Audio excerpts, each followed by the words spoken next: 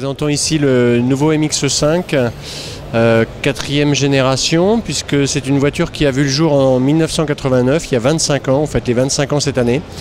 C'est une voiture qui a redonné goût à tout le monde pour le petit roadster abordable à l'époque où il a été lancé.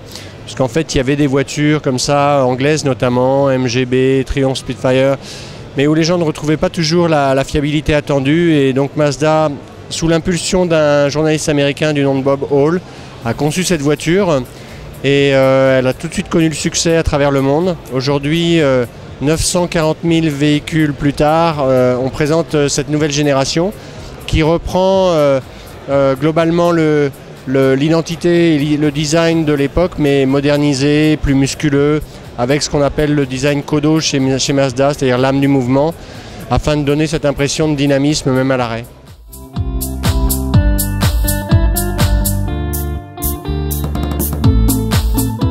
La première génération avait ces fameux feux escamotables qui ont fait l'identité de la voiture.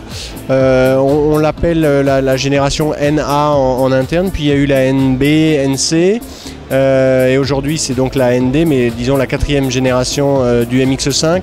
Et c'est vrai que Mazda attache une importance particulière à ses fans de ce modèle au club MX5, et ils ont été invités très peu de temps après le reveal de la voiture, début septembre en Espagne, pour un week-end où on leur a fait découvrir la voiture en avant-première. Ils ont été très touchés par cette démarche de la marque vis-à-vis d'eux, pour vraiment les intégrer à la vie de l'entreprise et à ce nouveau modèle dont ils sont fans.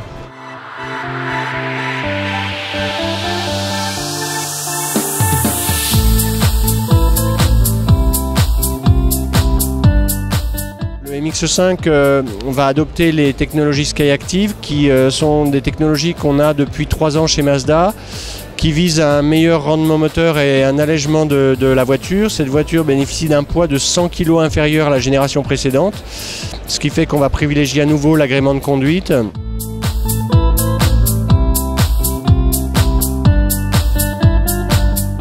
Elle est également un peu abaissée, un peu raccourcie, avec 10 cm de moins en longueur, principalement sur le porte-à-faux arrière, de manière à avoir une voiture compacte, amusante à conduire et toujours abordable aussi au niveau positionnement prix.